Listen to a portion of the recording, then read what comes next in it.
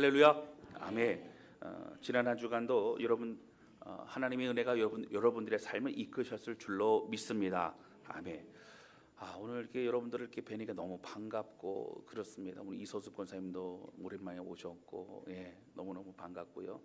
우리 서로 간에 앞뒤 옆에 분 같이 인사 나눴으면 좋겠는데요. 반갑습니다. 집사님 보니까 힘이 납니다. 반갑습니다. 권사님 보니까 힘이 납니다. 같이 인사 나누시겠습니다. 준이층에도 좀 많이 오셨는데요.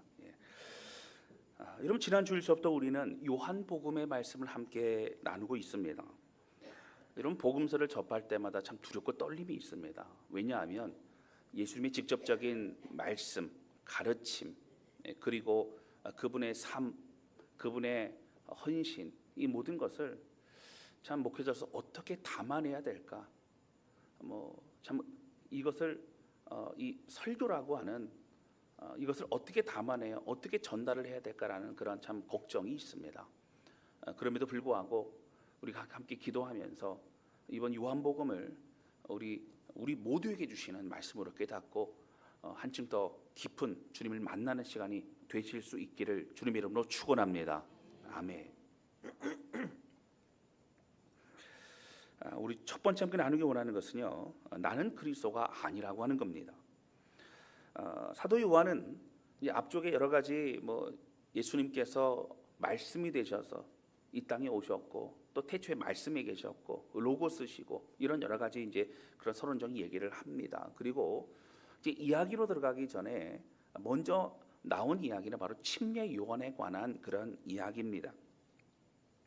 오늘 본문의 말씀에 보면 19절에 이렇게 나옵니다. 19절 말씀 우리 같이 읽겠습니다. 시작. 유대인들이 예루살렘에서 제사장들과 레위인들을 요한에게 보내어 내가 누구냐 물을 때에 요한의 증언이 이러하니라. 아멘. 이 성경을 쓴 사람은 사도 요한이고요. 지금 침례를 주고 있는 바로 그 침례 요한을 말하고 있습니다. 침례 요한이요, 광야에서 외치는 자의 소리가 되었습니다. 갑자기 회개의 메시지를 전합니다. 회개하라, 천국이 가까웠느니라. 그리고 독사의 자식들아, 마지막 날에 너희를 향한 진노가 얼마나 큰지 아느냐. 그런 이야기를 하게 되죠. 그리고 사람들에게 침례를 베풉니다. 여러분, 사람들은요 400여 년 동안 사실은 선지자들의 활동이 없었습니다. 이제 하나님이 특별한 때가 도래했나? 그들이 염원하고 그렇게 기다리던 그런 메시아의 때가 온 것인가? 라고 하는 그런 메시아 대방사장이 더욱더 활성화되기 시작을 합니다. 여러분, 이러한 상황에서 이제 침례 요한이 침례도 베풀고, 그리고 사람들이 몰려들고, 그리고 사람들이 막 따라다니고 하다 보니까 이상함을 감지하고 바리새인과 종교 지도자들이 이제 사람들을 보내서 그가 누구인지를 조사해 와라라고 그렇게 보내게 됩니다. 그래서 가서 침례 요한과 대화한 내용이 오늘 본문의 말씀이라고 하는 것입니다. 여러분, 구약의 마지막 선지자는 말라기 선지자였습니다. 여러분, 말라기 선지자가 활동했던 시기는 바벨론 포로로 잡혀갔다가 70년 만에 그들이 돌아옵니다. 돌아올 때는 여러분 이제 나라가 바뀌게 되죠. 페르시아로 바뀝니다. 이런 페르시아로 바뀌는 그때에 어떻게 되죠? 이제 나라마다 자치권을 줍니다. 그때 1차, 2차, 3차 포로 기환을 하게 되고 3차 때 느헤미야와 함께 이스라엘 백성들은 이스라엘 땅으로 돌아옵니다. 그리고 3차 느헤미야와 함께 했던 것이 무엇이냐면 성벽을 재건합니다. 1차 때 성전을 세우고 2차 때 에스라와 함께 말씀으로 더욱더 강건하게 되고 3차 때 성벽을 세움으로 영적인 구별과 거룩으로 하나님의 백성으로 살아가기 시작합니다. 근데 문제는 재건을 하고 나니 사람들의 마음이 강박해지고 죄를 짓기 시작합니다. 느헤미야가 다시 페르시아로 돌아간 이후에 느헤미야가 없는 그곳에 영적 도덕적으로 해이해지고 타락하기 시작합니다. 그때 그곳에서 말씀을 선포했던 사람이 누구냐면 말라기 선지자였습니다. 그리고 마지막 구약의 선지자였습니다.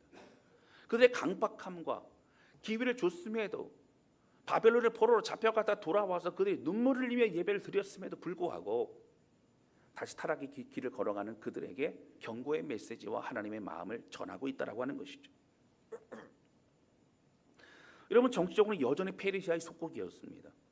도덕적, 영적으로는 죄악으로 타락한 시대였습니다.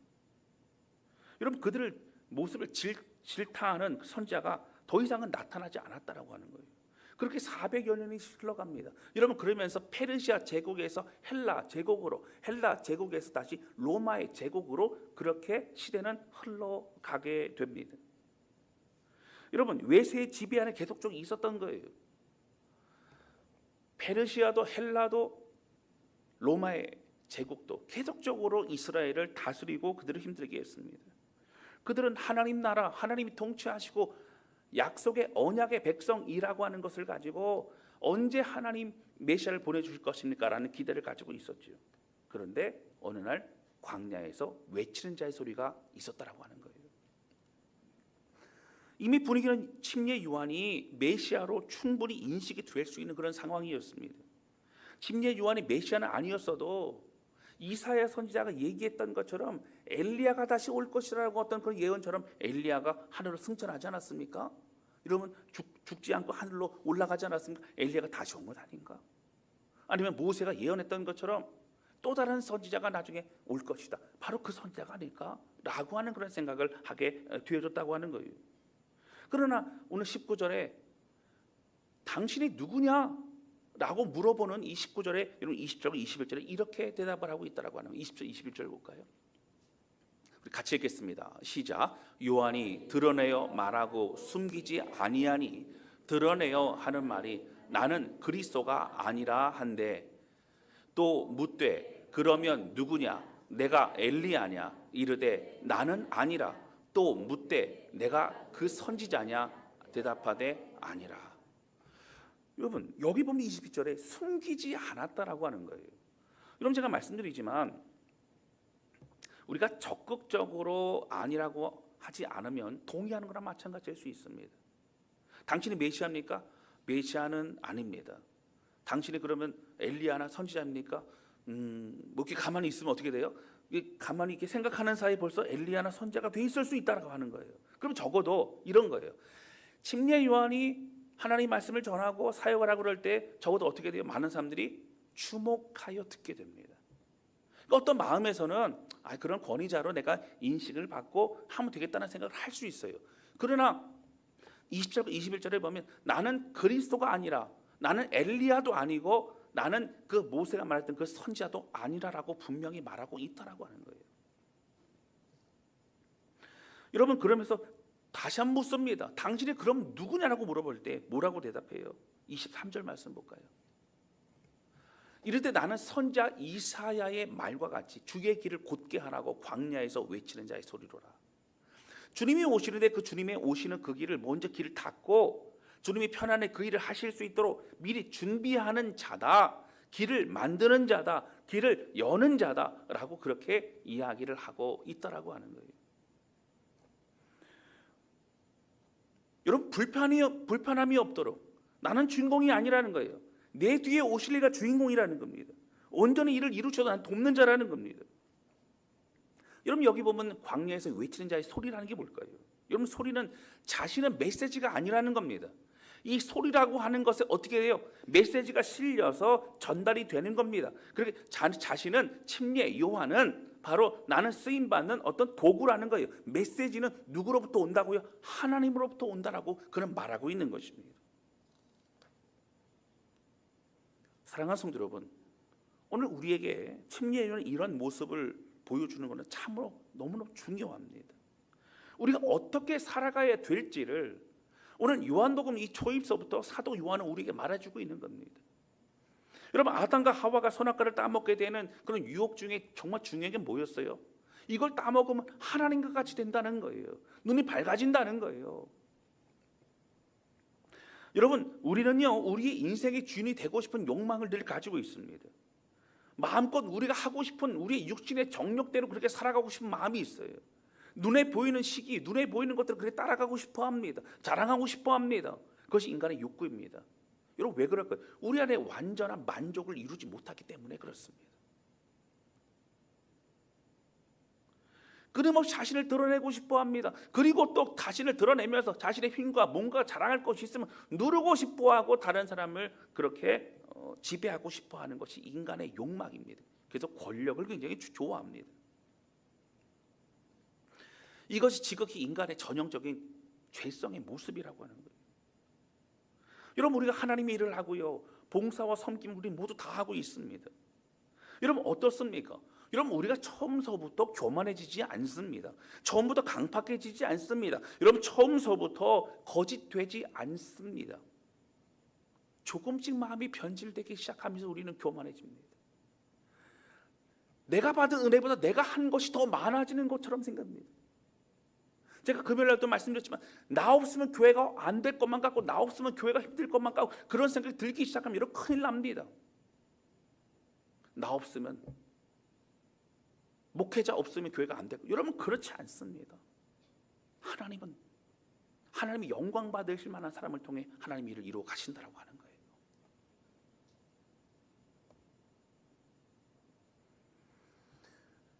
여러분, 목회자인 저도 말할 것도 없고요, 우리 모두가 항상 잊지 말아야 될 것은 우리 자신은 그리스도가 아니라고 하는 거예요. 여러분, 그리스도라고 생각하는 뭐예요? 내가 뭔가를 했다라고 생각할 수 있습니다. 내가 저 사람을 변화시켰다고 생각할 수 있어요. 내가 기도해서 응답 받았다고 생각할 수 있어요. 여러분, 우리는 기도합니다. 그러나 이루시고 역사하신 분은 하나님이시라고 하는 거예요. 할렐루야. 여러분, 우리가 은혜를 끼치고 설교를 하고 다른 사람을 권면하고 위로하고 그래서 변화됐어요. 우리가 한 것이 아니라 하나님이 하신 거예요. 우리는 도구입니다.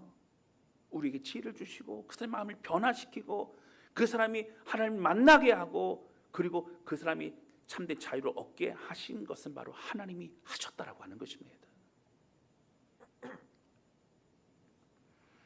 여러분, 우리가 주목받고 칭송받고 우리가 영광을 받으면 결코 안 됩니다. 그리고 하늘에 쌓아야 될 상급도 전혀 없는 거예요. 칭찬받을 만한 게 없는 것입니다.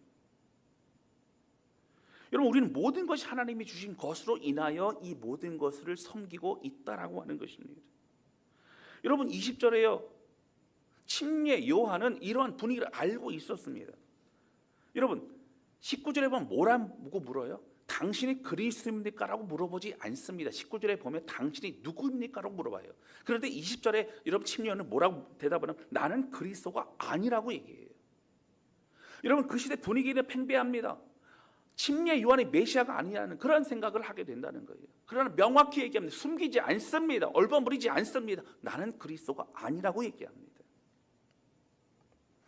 여러분, 이것은 침례 요한이 자신이 어떠한 사명을 가졌는지 그리고 어떤 마음으로 어떻게 하나님 일을 감당해야 되는지를 잊지 않고 있다라고 하는 증거입니다.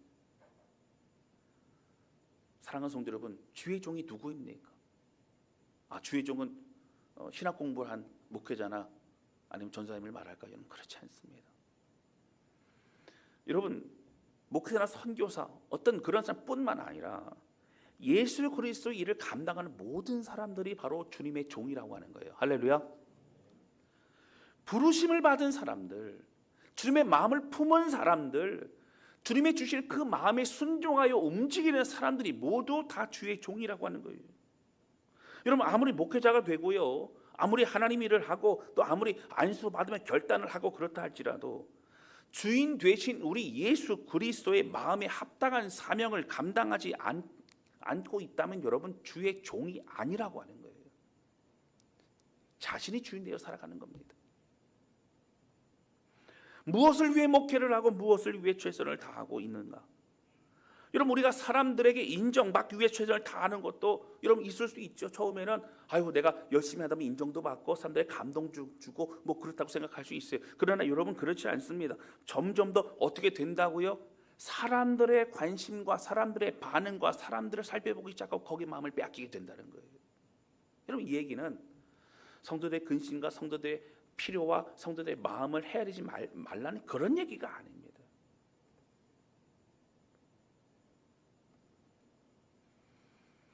여러분, 우리들이요, 성도들의 반응에 너무 신경을 쓰면 어떻게 된다고? 하나님이 원하시는 교회가 아니라 사람이 원하는 교회를 만들어가게 돼요.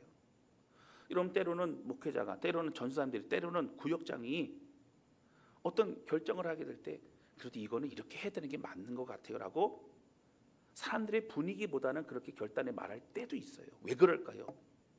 주님의 가르침에 따라 갔기 때문에 그렇습니다. 그래도 우리가 이렇게 해야 될 것 같아요. 우리가 더 헌신해야 될 것 같아요. 우리가 더 영혼들을 더 돌봐야 될 것 같아요. 우리가 우리의 시간을 그렇게 드려야 될 것 같아요. 어떤 그런 결정을 할 수 있다고 하는 것이죠. 정말 중요한 하나님 앞에 합당한가? 완전하지 않아도 넘어지고 부끄러워도 계속 일어나 주님의 원하시는 그 길로 나아가고 우리 안에 예수 그리스도로 채우고 주님과 함께 살아가고 있는가? 그게 너무 중요하다고 하는 거예요. 이런 광야의 소리라고 하는 것은 이 소리는 내용이 아닌 매개체라고 자신을 고백하고 있다고 말씀을 드렸습니다. 여러분, 목회자들은 자신의 생각을 전달하는 게 아니에요. 하나님 뜻을 온전히 전달해야 되는 것이 목회자입니다. 여러분, 구약장도 마찬가지입니다. 권면도 마찬가지입니다. 여러분, 간증 속에 우리의 자랑이 들어가면 안 돼요. 간증 속에 정말 주님이 행하신 일만 얘기하면 되는 거예요.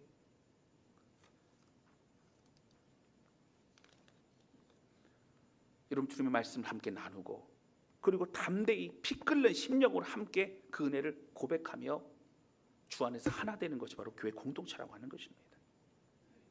여러분, 그러면 예수 그리스도 주님만이 드러나게 된다라고 하는 것이죠.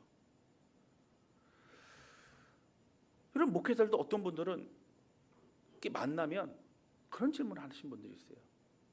목사님은 몇 명 정도 목회하십니까? 여러분, 중요하지 않아요. 저는 그렇게 질문하는 분을 딱 보면 어떻게 돼요? 마음이 이게 닫아져요. 이게 참 어렵습니다. 하나님 앞에 우리가 어떻게 목회하고 있는지, 어떤 마음으로 영혼을 살리고 있는지, 그게 참 중요하지 않습니까? 처음에는 순수한 마음으로 시작할 수 있어요. 그러나 점점 더 어떻게 해요?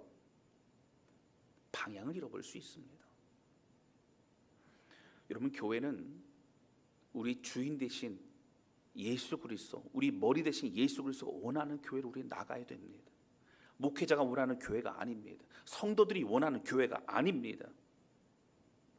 여러분, 주님의 뜻에 따라서 우리의 마음을 주 앞에 드리고 함께 자라나고 그리고 함께 주 안에서 변화되고 함께 영혼들을 살리는 사명을 감당하는 그러한 교회가 되어야 된다라고 하는 거예요. 할렐루야.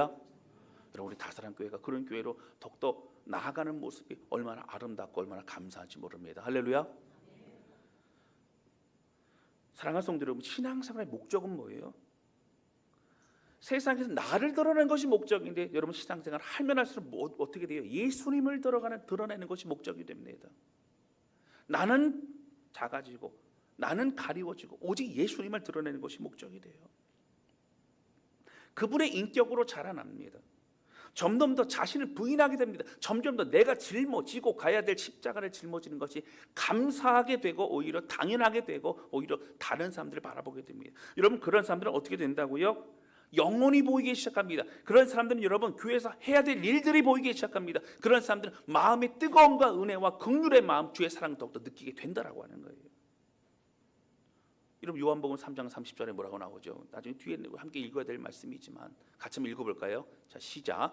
그는 흥하여야 하겠고 나는 쇠하여야 하리라 하니라. 아멘. 참 멋있는 말이죠. 침례하는 말입니다. 예수님은 흥하여야겠고 나는 쇠하여야 하리라. 사랑하는 성도 여러분, 저는 교회 공동체에서 정말 애쓰고 수고하는 성도들이 얼마나 고마운 줄 모릅니다. 여러분, 겉으로 보이는 그런 사람들도 있지만 이름도 빛도 없이 애쓰는 분들이 있어요. 여러분, 일주일에 우리가 어떻게 지나가는지 모르시잖아요.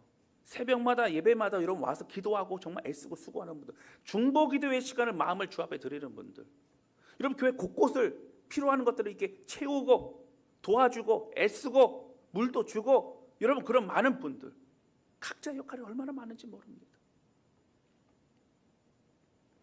여러분, 구역장들은요, 어떻게든 구역원들을 하나님의 은혜의 사람으로 세우기 위해서 정말 애쓰고 수고합니다. 여러분, 저는 그들을 위해서 하나님께 감사의 기도를 하지요. 그리고 늘 그 수고를 하나님이 갚아달라고, 저는 갚을 수 없어요. 갚을 능력도 안 되고, 그러나 하나님이 갚아달라고 저는 기도합니다. 그리고 하나님께서 정말 기뻐하시는 그런 사람으로 더욱더 그 가정을 복주시고 세워가실 줄로 믿습니다. 아멘. 여러분, 그런데요, 이런 수고와 눈물과 우리의 열정 땀방울을 하나님께만 드려야 돼요. 여러분, 우리가 영광 받으면 얼마나 받겠어요? 우리가 칭송받으면 얼마나 받겠어요? 여러분, 하나님 영광 받으시면 우리에게 어떻게 하신다고요? 그 은혜를 주신다고요. 요즘에 우리 청년들 빌립보서 말씀을 강해하기 위해서 이제 연구를 좀 하고 있는데, 영광 받는다, 영광 돌려드린다라고 의미가 무엇이냐면, 여러분, 이 요한계시록에 보면 주님께서 이 땅에 수고한 자들이 어떻게 해요? 주님 앞에 나아갈 때에 영광의 면류관을 씌워주십니다. 근데 거기 보면 그 영광의 면류관을 벗어가지고 다시 예수님께 드린단 말이에요. 그거 왜 드리냐는 거예요. 여러분, 영광의 면류관을 받고 주님이 그동안 참 수고했다, 애쓰고 정말 그렇게 너무너무 수고했다 하니까는 뭐 기쁘고, 영광의 면류관을 받고 너무 감사했죠. 뿌듯하죠. 근데 영광의 면류관을 받고 이렇게 생각해 보니, 아, 내가 한 게 아니라 하나님이 하셨구나, 내가 한 게 아니라 예수님이 하셨구나를 깨닫고 어떻게 해요? 이 면류관을 받을 분은 주님이십니다라고 돌려드린다라고 하는 거예요. 바로 그게 영광을 돌려드린다라고 하는 그 의미라고 하는 겁니다. 할렐루야. 여러분, 이 시대 참 이단도 많고 또 참 많은 교회가 있지만, 그래도 바른 복음을 가지고 우리가 함께 모여서 예배드리고 주님을 찬양할 수 있다는 거, 여러분 얼마나 큰 은혜인지 모릅니다. 여러분, 바른 복음과 말씀으로 오직 주님만 바라보며 믿음 안에서는 우리 모두가 되실 수 있기를 주님의 이름으로 축원합니다. 주님을 위해 땀 흘릴 수 있음에 감사하고, 맡겨진 영혼들을 위해 마음 졸이며 때로는 힘들지만 최선을 다할 수 있음에 감사하는 우리 모두가 되실 수 있기를 바랍니다. 이 모든 수고가 다한 이후에 착하고 충성된 종아, 내가 참 잘하였다, 이러한 칭찬을 받는 그런 우리 모두가 되실 수 있기를 주님의 이름으로 축원합니다. 두 번째 함께 나누기 원하는 것은요, 나는 우리 주님께 부름받은 사람이냐고 하는 거예요. 우리 모두는 사실 다 부름받은 사람입니다. 여러분, 침례원의 한 일은 뭐예요? 광야에서 외치는 자의 소리가 됐어요. 여러분, 광야에 외치는 자의 소리는 사실 외롭습니다. 예를 들어서 제자가 좀 많고, 그리고 뭐 어떤 그렇게 큰 도시나 마을 어귀나 특히 사람들이 많이 있는 성문 입구나 아니면 뭐 시장이나 이런 데 가면 사람들이 많이 모여 있죠. 근데 모아놓고 말씀을 가르치고 그러면 얼마나 힘이 납니까? 사람들이 선생님 하고 막 그러면 얼마나 힘이 나요. 그런데 침례 요한은 광야에서, 여러분, 어떤 사람들은 그래요. 그 메뚜기를 먹고 또 석청을 먹고, 석청이 이제 그 바위에 붙어 있는 꿀 뭐 이런 겁니다. 그리고 낙타의 이 털옷을 입고 멋있겠다고 생각하지만, 여러분 잘 생각해 보세요. 희한한 사람인 겁니다, 여러분. 그냥 좀 이렇게 가까이 좀 꺼리껴지는 그런 사람인 겁니다. 근데 그가 광야에 있었어요. 왜 그랬을까요? 그의 역할은 외치는 거예요. 중요한 것은 외치고 반응을 보는 게 아니에요. 그냥 어디서든지 외치고 그의 역할을 감당하는 것이라고 하는 것이죠. 여러분, 그렇게 하고 그는 또 그를 따르는 제자들의 말씀을 가르쳤습니다. 그리고 나서 여러분, 나중에 헤롯이 이제 잘못된 결혼을 하고 그러는 걸 보면서 어떻게 잘못을 지적합니다. 그런데 그 잘못을 지적했다는 이유로 어떻게 돼요? 목에 잘려 죽게 됩니다. 여러분, 실질적으로 침례 요한이 사역을 감당한 그 시간을 이게 보면 대략적으로 한 6개월 정도밖에 되지 않습니다. 그런데 이런 침례 요한 6개월 정도 사역했어요. 어떤 기적을 많이 일으키고 뭐 어떤 나라를 막 변화시키고 뭐 그런 것도 아닙니다. 여러분, 사실 우리가 잘 알고 있는 요나만 해도 어떻게 돼요? 여러분, 니느웨 성에 가서 그곳에서 아수르의 수도였던 니느웨를 변화시킵니다. 그러나 여러분, 침례 요한이 그런 걸 한 것도 아닙니다. 그런데 마태복음 11장 11절에 예수님은 침례 요한을 이렇게 평가합니다. 내가 진실로 너에게 말하노니 여자가 낳은 자 중 침례 요한보다 큰 이가 일어남이 없도다. 그러나 천국에서는 극히 작은 자라도 그보다 크니라. 여러분, 여자가 낳은 자 중에서 침례 요한보다 큰 이가 없다. 여러분, 여자가 낳지 않은 사람이 있습니까? 없죠. 여러분, 있다 그러면 큰일 납니다. 이거 뭐 이제 큰일 나는 거죠. 여러분, 그런데 이 얘기는 뭐예요? 여러분, 침례 요한은 구약의 마지막 선지자로 분류가 됩니다. 그러니까 구약의 사람인 거예요. 예수님서부터 신약의 사람입니다. 그러니까 그렇기 때문에 구약의 사람 어떠한 모세나 어떤 누구라도 오실 메시아니 예수님을 본 자가 없습니다. 근데 예수님을 보고 예수님으로 칭찬을 받고 예수님께 침례를 주고 또 예수님을 그 길을 안내하고 길을 열었던 사람이 누구냐고요? 바로 침례 요한이었다라고 하는 거예요. 주님은 놀라운 은혜의 사람이라는 겁니다. 여러분, 그러면 천국에서는 왜 침례 요한보다 다 높은 자라는 거예요? 다 큰 자라는 거예요? 여러분, 우리가 예수 그리스도로 성령으로 힘입어 어떻게 돼요? 우리가 새 사람이 되었고, 그리고 그 은혜를 누리며 함께 살아가는 우리 모두가 그 은혜와 진리를 깨달은 우리는 바로 다 큰 자로 분류가 된다는 겁니다. 우리 모두는 그 은혜의 일을 감당하고 살아내고 있다라고 하는 것이죠. 여러분, 그렇습니다. 여러분, 침례 요한은 충분히 그 일을 다 해낸 것입니다. 여러분, 사실 침례 요한이 한 6개월 만에 그가 죽게 되면서 죽기 직전에 감옥에 갇히고 그리고 이제 죽을 상황을 그는 이제 알았을 것입니다. 그런데 그가 죽어가면서 여러분 어떤 생각이 들까요? 아마 저는 요한이 없었을 것 같아요. 여러분, 부르심이 있고 부르심은 예수님의 그 앞길을 여는 겁니다. 그 길을 예비하는 겁니다. 여러분, 광야에서의 외친 자의 소리였습니다. 그의 사명을 잘 감당했던 그는 하나님 내게 허락하신 그 사명을 다 이루었습니다. 하나님 감사합니다. 아마 이런 고백을 하지 않았을까 생각이 듭니다. 여러분, 그런 부르심이 무엇인지를 분명히 깨달은 사람이기 때문이라고 하는 거예요. 여러분, 자신은 예수 그리스도를 그 예비하는 길을 이미 마쳤기 때문이라고 하는 거예요. 여러분, 성경을 보면요, 저는 똑같은 인생을 살아가도 어떤 사람은 적극적인 인생을 살아가고 어떤 사람은 희미한 인생을 살아가는 것을 보게 됩니다. 여러분, 그 차이가 뭘까요? 여러분, 출애굽하여 광야의 가운데 있을 때 이 모세와 이스라엘 백성들의 여러분 차이가 무엇입니까? 여러분, 누가 더 적극적인 삶을 살아갑니까? 누가 더 감사의 삶을 살아갑니까? 누가 또 하나님을 바라보며 하나님께 집중하며 살아가고 있습니까? 여러분, 이스라엘 백성들은 먹고 사는데 바빴어요. 이스라엘 백성들은 오늘 무엇을 먹을까, 얼마나 먹을까, 어떻게 할까 라고 하는 것이 그들의 가장 초미의 관심사였습니다. 앞으로 더 좋아지겠지, 앞으로 어떤 곳에 갈지, 앞으로 가나안 땅에 언제 도착할 것인지, 그런 것이 그들의 인생이 중요했습니다. 그러나 여러분, 모세는 그렇지 않았어요. 하나님 부르심을 가지고 있었습니다. 이 영혼들을 어떻게 하면 하나님의 백성과 하나님의 사람으로 살아갈 수 있게 할 것인가? 어떻게 하면 광야에서 하나님 더 깨닫게 할 것인가? 어떻게 하면 가나안 땅으로 온전히 들여보낼 수 있도록 그렇게 준비할 것인가가 그의 초미의 관심이었습니다. 그는 정신을 바짝 차립니다. 그는 희미한 생각을 할 만한 여유가 없는 삶이었다고 하는 거예요. 여러분, 군대에서는 뭐 사단장 얘기하면 군대 안 갔다 온 사람이에요. 너무 먼 얘기입니다. 연대 정도 멀어요. 대대장 정도. 그리고 얼굴 보고 좀 이렇게 대대장 정도 그렇습니다. 근데 여러분, 적어도 중대장이나 소대장만 해도요, 여러분 정신을 바짝 차립니다. 여러분, 왜 그럴까요? 내가 지휘하는 부하들이 있기 때문입니다. 여러분, 군대 가서요, 저는 예비사단이었기 때문에 훈련을 많이 나갔습니다.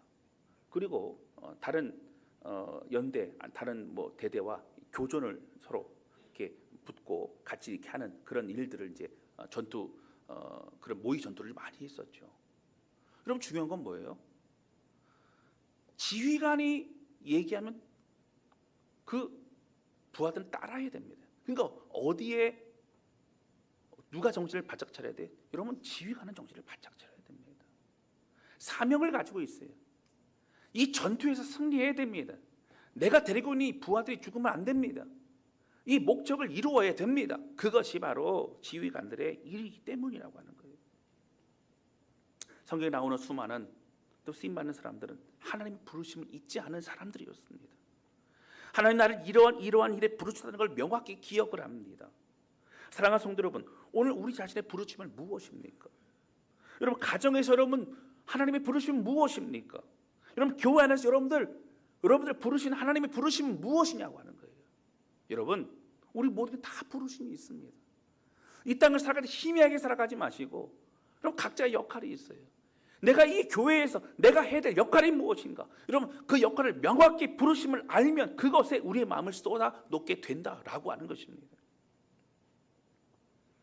여러분 교회에서 어떤 분이 그런 얘기를 하면 참 은혜가 되더라고요. 자신은 징검다리 같은 삶을 사는 것이라고 해요. 그런 얘기를 합니다.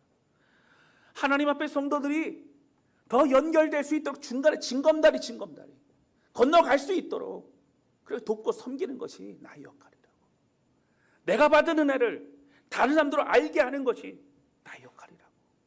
여러분 이것이 바로 목회자의 사명이고 우리 모두의 사명이고 우리 모두가 해야 될 하나님의 그 일이라고 하는 것입니다. 여러분 이거 깨달으면요 어떻게 해요? 이거 위해서 에너지 쏟는 거예요. 이 일을 위해서라면 여러분 그 어떤 것도 아깝지 않은 거예요. 그것이 우리의 사명이기 때문입니다. 사랑하는 성도 여러분, 나에게 준 하나님의 마음, 나를 통해 이루신 하나님의 부르심을 알고 있는 사람들은 막 살지 않습니다. 그런 여유가 없다라고 하는 거예요. 그러면 내가 섬길 영혼이 보이기 시작합니다. 내가 해야 될 일들이 보이기 시작합니다. 그리고 내가 더욱 주님을 무릎 꿇고 주님을 붙잡아야만 가능한 이름을 더욱더 깨닫게 된다라고 하는 거예요. 할렐루야. 여러분 우리 구역원들이 어떻게 해서 하나님을 가까이 하게 만들기를 원한다면 여러분 그 일에 에너지를 쏟는 거예요. 찬양을 준비하고 하나님 높여드릴 때에 여러분 그냥 노래하는 게 아닙니다. 오늘 소리가 좀 더 잘 나오고 오늘 화음이 좋았어. 여러분 이게 목적이 아니고요. 이를 통해 하나님이 정말 영광 받으실 만한 찬양이 되고 그리고 성도들이 은혜를 받고 성도들의 마음이 치유가 되고 녹아지고 하나님을 가까이 하게 되고 여러분 힘을 얻게 된다면 이것보다 더 좋은 은혜와 찬양이 어디 있겠습니까? 여러분 이 마음으로 하나님 앞에 나아가면 정신을 바짝 차립니다. 그 마음으로 간절한 기도하는 마음으로 그 일들을 감당하게 된다라고 하는 거예요. 할렐루야. 여러분 로비에서 안내하시는 분들은요 여러분 어떤 마음으로 하셔야 돼요? 사랑의 마음과 기도하는 마음으로 성도들을 환영하고 그래야 됩니다. 내가 먼저 하나님 앞에 기도하고 내 마음이 기쁘고 그렇잖아요. 여러분 안내하시는 분들은요 부부싸움도 하시면 안 돼요. 그 부부싸움 하셨어도 본당에 오셔가지고 하나님과 해결하셔야 돼요. 그래서 어떻게 해요? 성도들을 막 기다리고 보고 싶고 그런 마음. 성도들 딱 들어오면 이마에 뭐라고 써 있어야 돼? 사랑 이렇게 써 이렇게 보여야 됩니다. 너무 기쁜 거예요. 반갑고 막 그렇게 해야 됩니다. 그러면 여러분 로비에서부터 은혜 받기 시작하는 거예요. 할렐루야. 아멘. 여러분 밥을 하는 것도 마찬가지예요. 이 밥 먹고 힘내서 주일 감당하고 이 밥 먹고 함께 교진하고 이 밥 먹고 주의 은혜가 더욱더 커질 우리 가족 같은 우리 성도를 생각하면 여러분 기쁜 거예요. 그래도 더운데요, 힘든데요. 맞아요, 덥고 힘들어요. 밥하는 거 힘들어요. 그런데 그 마음이 있으면 감당할 힘이 든다고요. 왜냐하면 우리의 목표가 있기 때문에 부르심이 있기 때문이라고 하는 거예요. 사랑하는 성도 여러분, 우리 각자가 마음속에 그 뜨거운 은혜를 이 부르심을 잊지 않는 우리 모두가 되시기를 주님의 이름으로 축원합니다. 여러분 그런데요, 침례 요한은 먼저 가는 사람이었어요. 주님의 길을 예비하는 사람이었어요. 여러분 누구보다 먼저 순종하고 누구보다 먼저 헌신하는 건 어렵습니다. 왜냐하면 이것이 의미가 있는 길인가? 이것이 어떤 좋은 열매가 맺힐까? 이 길이 맞나? 뭐 이런 것에 대한 두려움과 걱정이 사실 늘 있어요. 여러분 익숙한 길을 많이 갑니다. 익숙한 식당을 많이 갑니다. 익숙한 그런 장소를 많이 가죠. 왜요? 안정감이 있기 때문입니다. 그러나 여러분 먼저 가본 사람이 이 집이 괜찮다고 얘기하고 이 길이 더 좋다고 얘기하고 이 길로 가면 더 빠른 길하고 먼저 가본 사람이 얘기하면 마음에 확신이 들고 안정감으로 갈 수가 있게 되는 것입니다. 여러분 제가 친한 목회자들의 모임이 있어요. 참으로 감사한 건 각자의 자리 최선을 다합니다. 여러분 정말 진짜 하나님만 바라봐요. 그러니까 예수님이 가신 그 길을 온전히 따라가는 그 사람들을 여러분 보기만 해도 어떻게 돼요? 마음의 은혜가 됩니다. 힘을 얻어요. 왜요? 이 길을 가고 있는 동역자들이 있고 이 길을 또 먼저 가본 사람들이 있기 때문이라고 하는 거예요. 정말 이 길을 끝까지 가고 있구나. 가는 길에 넘어지기도 하고 가는 길에 너무 속상하고 힘들고 어려운 일이 있고 그만두고 싶어도 하나님으로부터 위로를 이렇게 받는구나. 이러한 때는 이렇게 힘을 얻는구나. 교회 안에 이런 어려움이 있을 때 낙심하고 하지 않고 이렇게 이겨내는구나. 오히려 이 어려움이 더 깊이 하나님 만나는 시간이 되는구나 라고 하는 것을 그들의 삶을 통하여 얻게 되는 거예요. 먼저 가본 사람들이 있다고요. 먼저 무릎 꿇고 먼저 통회하고 먼저 헌신해 본 사람들이 있기 때문이라고 하는 것입니다. 그래서 나눔을 하고 함께 얘기를 하다 보면요, 뭐 이렇게 하십시오 이런 얘기 절대 안 해요. 그냥 삶을 나누고 합니다. 함께 성경의 관점을 가지고 함께 얘기합니다. 그런데 여러분 서로 간에 그 과정 속에 무뎌진 영적인 칼날을 갈게 되는 거예요. 희미해진 우리의 사명을 다시 찾게 되는 것입니다. 여러분 우리도 마찬가지입니다. 누군가보다 먼저 어떤 섬김과 먼저 어떤 헌신의 길을 걸어가는 쉽지 않죠. 그러나 여러분 먼저 가는 사람이 있을 때에 많이 함께 갈 수 있게 된다라고 하는 거예요. 함께는 그냥 나오지 않습니다. 우리는 안정감보다는 두려움을 걱정이 앞서게 됩니다. 남들이 많이 따라갈 때에 여러분 어떻게 돼요? 그때서 가는 분위기야? 그럼 가자 이렇게 됩니다. 여러분 대한민국처럼요 유행을 따라가는 나라가 별로 없다는 거예요. 미국 사람들이 한때 겨울에 한국에 왔는데 깜짝 놀랐다는 거예요. 다 새카만 거 입고 새카만 거 다니는 패딩. 그래서 어떤 분이 그러더라고요. 한국은 겨울만 되면 다 김밥이 된다고. 김밥이 된다고. 아이들이 다 사달라는 거예요. 몇 년 전이었습니다. 저희 아이들 데리고 저기 아울렛 가 운동화를 사주려고 해서 이거 운동화 멋있다 그랬더니 아빠 이거 아니에요. 이거 멋있잖아. 아니에요. 하얀색 사야 돼. 하얀색. 왜 하얀색 사야 되냐? 친구들이 다 하얀색이에요. 친구들이 하얀색이니까 하얀색을 사야 되는데 운동화를요. 여러분 그럽니다. 여러분 우리는 어떻게 해요? 옆에 누가 막 뛰어가잖아요. 그럼 그냥 먼저 뛰어요. 같이 뛰어요. 왜 뛰는지 몰라요. 그렇죠? 알고 보니까 마라톤 하는 사람 따라가는 거예요. 내가 갈 길을 가야 됩니다. 여러분 먼저 가야 됩니다. 먼저 주시는 마음에 여러분 움직일 수 있어야 된다고 하는 거예요. 그래야 함께 갈 수 있습니다. 할렐루야. 여러분 근데 우리는 이럴 때가 있어요. 주님 외로워요. 자 홀로 이 길을 갑니다. 먼저 갑니다. 너무 힘듭니다. 근데 주님 뭐라 그러실까요? 내가 먼저 이 길을 가고 있다. 그리고 지금도 너와 함께 가고 있다. 염려하지 말라. 두려워하지 말라. 내가 너와 함께 함이니라. 할렐루야. 여러분 우리 주님이 먼저 가셨어요. 우리 주님이 먼저 가셨어요. 우리 믿음의 선진들도 우리 믿음의 선배들도 먼저 가셨어요. 먼저 외로워 보셨어요. 먼저 그 길을 걸어갔습니다. 먼저 헌신해 봤습니다. 그래서 우리도 갈 수 있는 것입니다. 여러분 이제는 무기력에서 일어나 매일 똑같은 그냥 삶을 살아가는 게 아니에요. 이제는 매일매일의 삶이 우리에게 의미 있는 그 부르심을 안고 살아가는 그런 침례 요한과 같은 우리 모두가 되실 수 있기를 주님의 이름으로 축원합니다. 언제나 주님의 부르심을 깨닫고 그 은혜 속에 담대히 기쁨으로 함께 주의 길을 걸어가며 주의 칭찬을 받고 주의 마음을 깊이 깨달아 늘 감사와 은혜가 넘치는 그런 삶을 살아가는 우리 모두가 되실 수 있기를 주님의 이름으로 축원합니다. 여러분 우리 말씀 한 곳 좀 찾아볼까요? 히브리서 6장 10절입니다. 전에 언젠가 또 한번 읽어봤는데 우리 같이 한번 읽겠습니다. 시작. 하나님은 불의하지 아니하사 너희 행위와 그의 이름을 위하여 나타낸 사랑으로 이미 성도를 섬긴 것과 이제도 섬기고 있는 것을 잊어버리지 아니하시느니라. 아멘. 여러분 우리의 섬김과 헌신 다 기억하신다고요. 여러분 고린도전서 15장 58절 말씀 볼까요?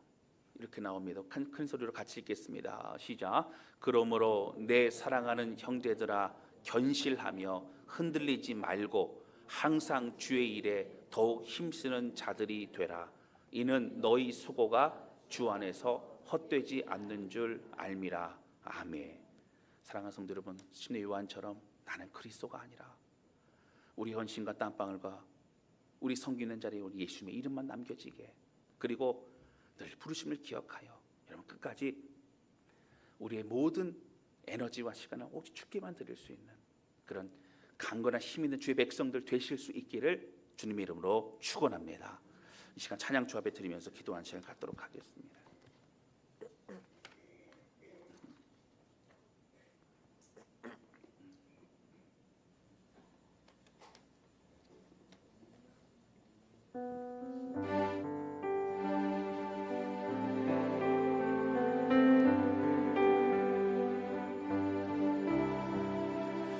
하나님 우리를 선택하시고 또 우리를 이끄시고 함께 하십니다.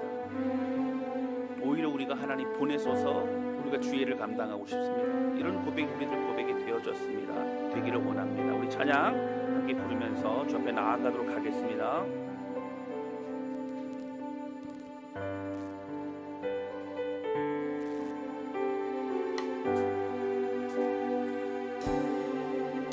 주님 나를 택하사 잃어버린 자에게 아버지의 사랑을 나누게 하시네. 어두움을 밝히며 차가운 마음 녹이는 진리의 빛 전하게 하소서. 보내소서 보내소서. 시련이 찾아올 때도 주님의 눈물 기억하게 하소서. 보내소서. 주께서 가신 길을 나도 걸어가게 하소서. 성령으로 임하사 성령으로 임하사 소망 없는 자에게 생명의 그 말씀을 전하게 하시네. 목자 없는 양같이 방황하는 저들에게 주의 사랑 전하게 하소서. 보내소서 보내소서. 시련이 찾아올 때도 주님의 눈물 기억하게 하소서. 보내소서. 주께서 가신 길을 나도 걸어가게 다시 한번 더 고백합니다. 보내소서 보내소서. 시련이 찾아올 때도 주님의 눈물 기억하게 하소서. 보내소서. 주께서 가신 길을 나도 걸어가게 하소서. 주께 기도하기 원하는 주신 말씀 기억하면서 주님, 우리의 마음속에 나는 그리스도가 아니라 오직 예수님만 드러내는 사람이 되기를 원합니다. 나의 섬기고 땀 흘린 그곳에 예수님의 이름만 드러나기를 원합니다. 하나님, 내게 주신 사명 잃어버리지 않고 그 마음 가지고 사명을 이루어짐에만 감사할 수 있는 하나님 깊은 은혜와 사랑으로 살아가게 하옵소서. 간절한 마음으로 고백하며 기도하기 원합니다. 같이 기도하시겠습니다. 오 하나님 아버지 고백합니다. 하나님 오늘 주신 말씀을 기억합니다. 성령님 함께 해주셔서 주의 요한 6개월의 짧은 기간이었지만 하나님 그의 그 사명을 잘 감당하고 나가소서. 하나님 철저히 나는 그리스도가 아니라 나는 엘리야도 아니고 나는 그 선자도 아니라 말하고 있는 청년의 모습을 하나님은 간절히 소원하고 우리 오직 예수님만 드러내게 해주시고 주님 오직 우리의 마음속에 주신 부르심과 그네를 가지고 끝까지 제대로 걸어갈 수 있는 것을 원하고 가정에 하나님 우리에게 주신 가정을 이루실 일들을 바라봅니다. 교회를 하나님 이루실 일들을 바라봅니다. 우리에게 주신 부르심이 있지 아니하고 오늘 뜨거운 마음을 주기를 걸어가기 위해 우리 성령님 앞에 모든 성도들의 은혜를 도와여 주시옵소서. 하나님은 다시 결단하시고 단순히 이끌어 걸어갈 수 있도록 우리 하나님의 모든 것을 인도하여 주시옵소서. 하나님 아버지, 오늘 우리와 함께 주님을 찬양합니다. 주님, 하나님의 은혜를 사모하는 모든 죄악들을 붙잡아 주시고 오늘 말씀을 통해 나는 그리스도가 아닙니다. 내 능력으로 한 것 아닙니다. 내가 주목받아서 되지 않습니다. 고백하는 침례와의 모습과 같이 늘 그 마음 잃어버리지 않고 살아가기를 원합니다. 하나님 부르심을 기억하며 그것을 이루기에 최선을 다하는 그것이 우리의 기쁨이 되는 삶을 살기 원하오니 우리 모든 성도들 축복해 주시고 정말 애쓰고 수고하며 마음을 다하는 성도들의 그 고백을 받아주셔서 주님 그 가정을 복되게 해주고 날마다 붙잡아 주시고 한량음 은혜로 임하여 주시옵소서. 주님 감사합니다. 예수님의 이름으로 기도하였습니다. 아멘.